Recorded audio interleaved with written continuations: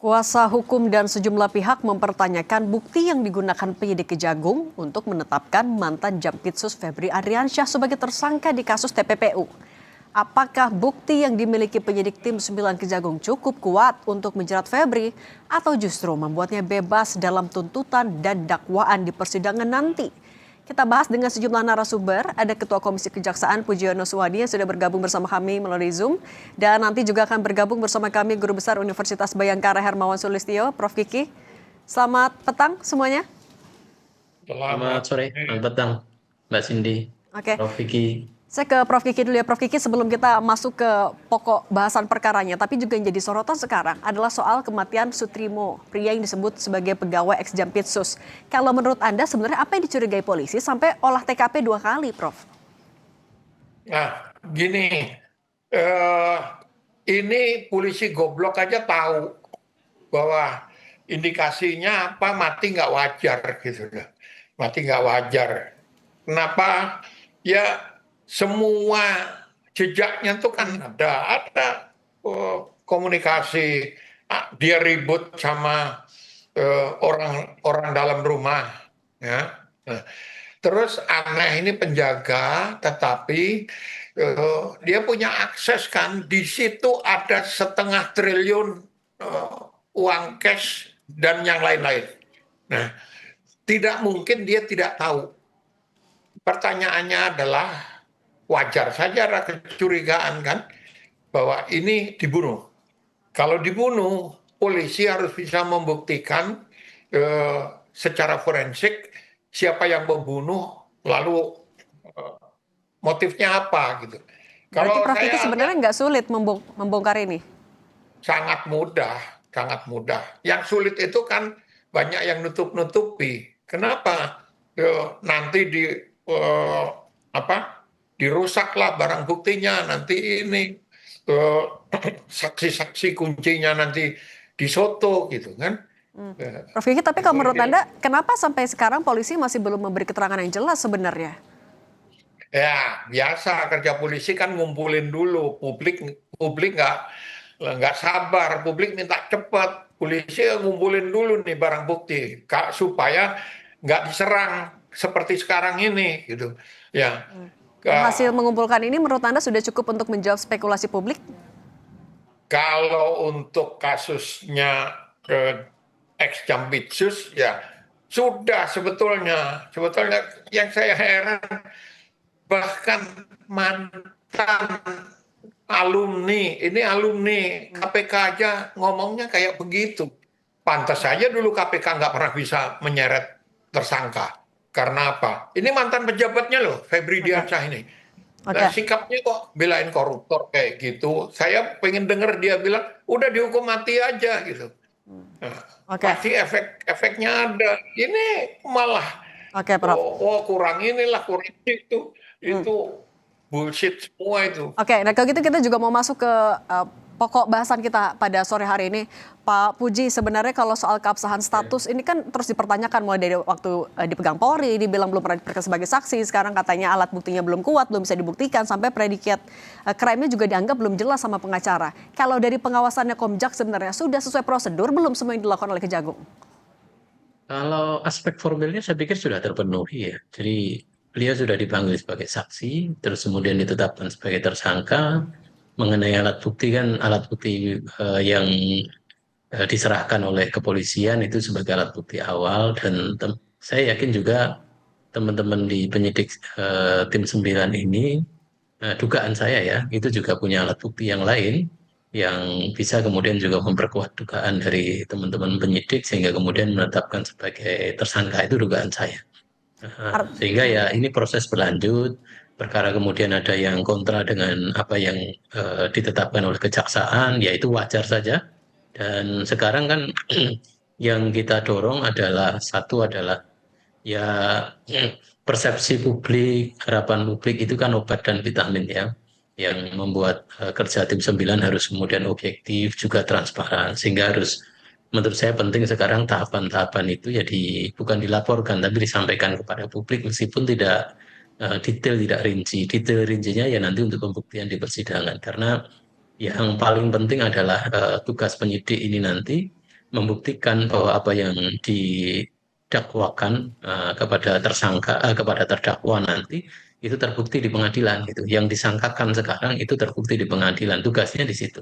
Oke, Bahwa persepsi itu harus kemudian persepsi harapan itu harus kemudian disampaikan, iya itu sebuah keniscayaan karena publik kan memberikan perhatian yang cukup besar ya dalam kasus ini. Tapi di sisi yang tanpa kemudian itu ditinggalkan, menurut saya penting untuk kemudian dimaksimalkan alat buktinya. Dari kepolisian sudah memberikan alat-alat bukti awal ya. oke, Alat bukti, barang bukti sudah diberikan, tinggal Hmm, kemudian kan bisa jadi kan akan ada oke. pengembangan untuk pembuktiannya. Baik. Oke, Prof. Kiki, lagi-lagi kan ini tadi penetapan status tersangkanya dipertanyakan lagi. Kalau menurut Prof. Kiki sebenarnya pernyataan dari kuasa hukum yang predicate crime yang nggak jelas itu hanya dalih atau memang banyak celah dalam penetapan status tersangka seorang ex Jampitsus ini? Prof. Kiki bisa Tidak dengar? Oke. pun dia berdalih. Niatnya memang mencari kebenaran. Oke, Prof. Kiki, sorry suaranya putus-putus. Tuhan. Kami perbaiki dulu sambungan teleponnya Prof. Kiki, putus-putus. Oke, kalau gitu kami sambil memperbaiki sambungan telepon bersama dengan Prof. Kiki, saya tanya lagi ke Pak Puji. Pak Puji, berarti semua bekal yang sudah dilakukan dan dimiliki oleh Kejaksaan Agung, Anda meyakini itu semua bisa dipertanggungjawabkan?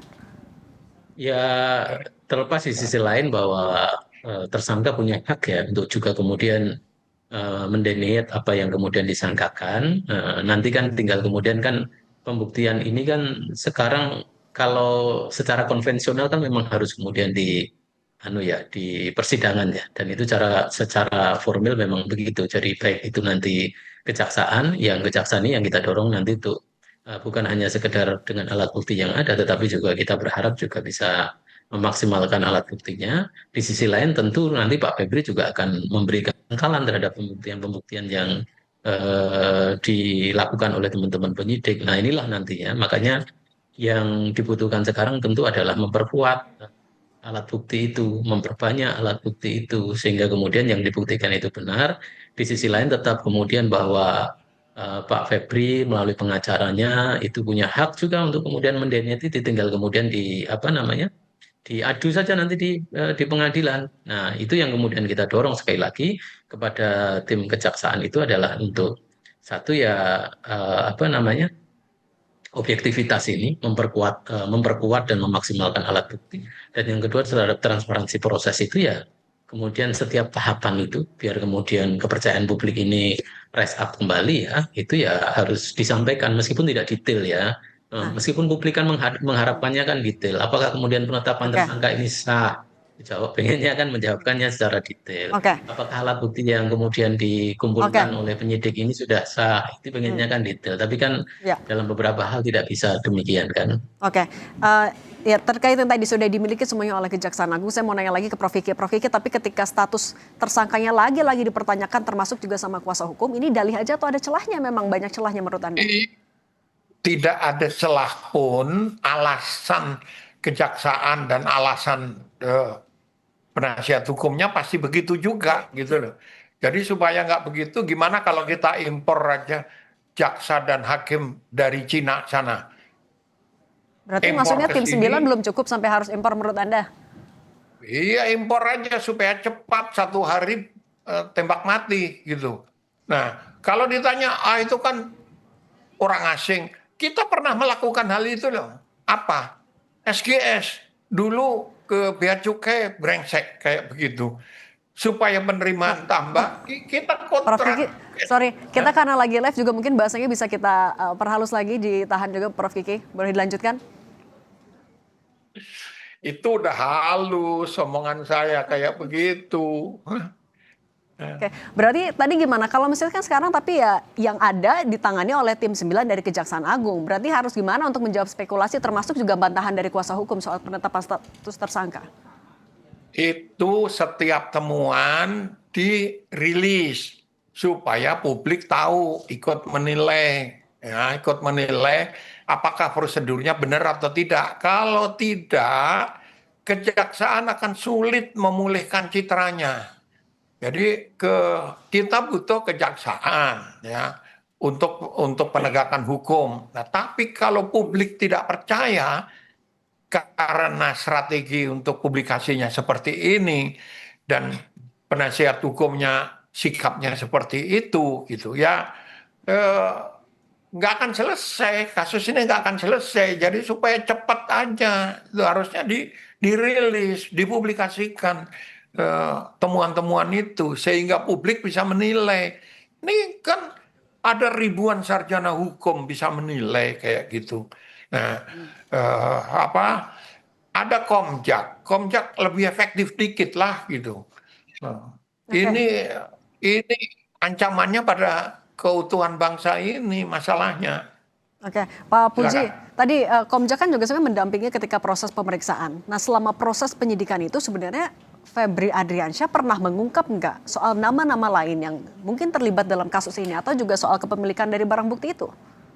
Ya, itu kalau problem regulasinya kan di situ kita. Kita nggak bisa masuk ke teknis saja. Jadi kita juga akhirnya kan hanya memastikan bahwa misalnya nih, bahwa hari ini dipanggil Febri, nah, misalnya Pak Febri, datang apa enggak?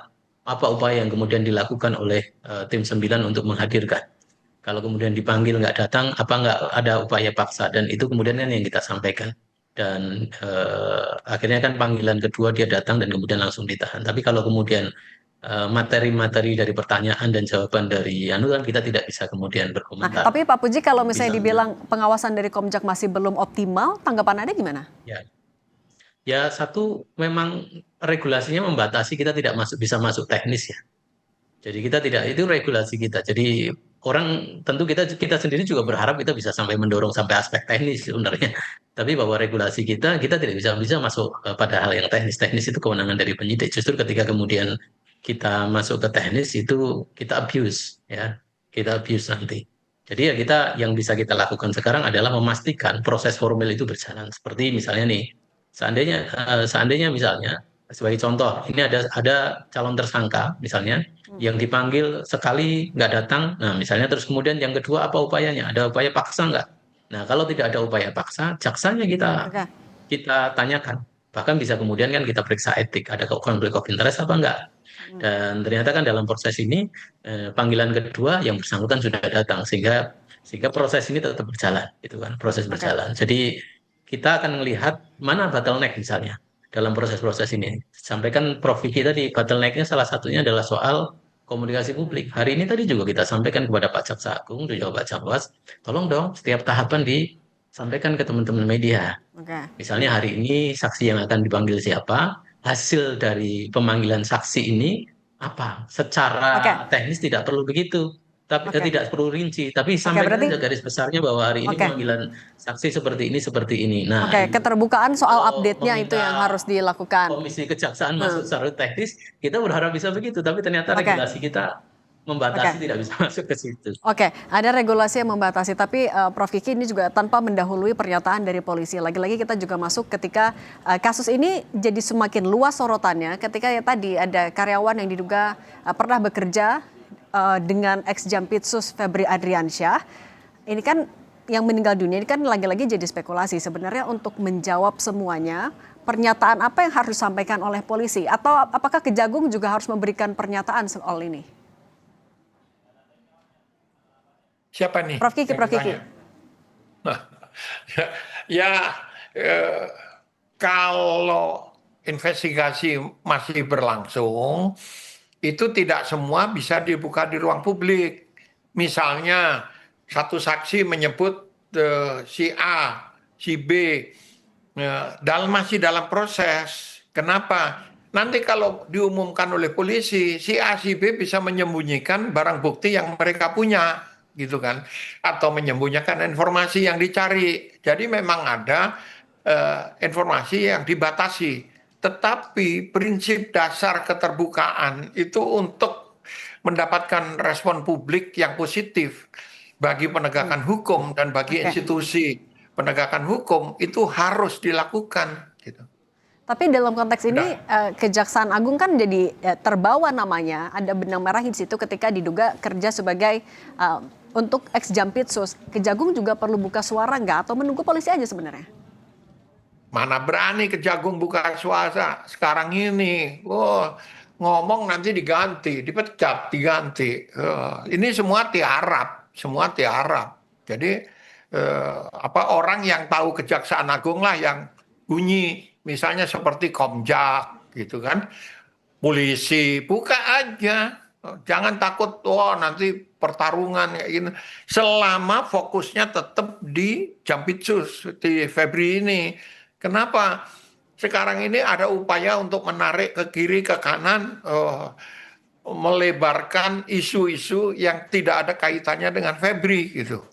Nah, polisi dan yang masih meneliti kematian pembantunya ini harus fokus ke situ. Jangan mau disedot, ditarik-tarik kanan kiri. Begitu juga penyidik tim 9 itu. Jangan mau ditarik-tarik, nanti malah terpuruk itu kejaksaan itu. Sekarang aja udah gak dipercaya publik. Oke, berarti transparansi untuk semuanya, tidak hanya tadi soal kasus kematian Pak Sutrimo, tapi juga soal pengungkapan kasus dugaan korupsi dan TPPU dari Febri Ardiansyah. Prof Kiki, Pak Pujono, terima kasih sudah berbagi bersama kami di Kompas Petang. Saya selalu semuanya. Sama-sama. Ya.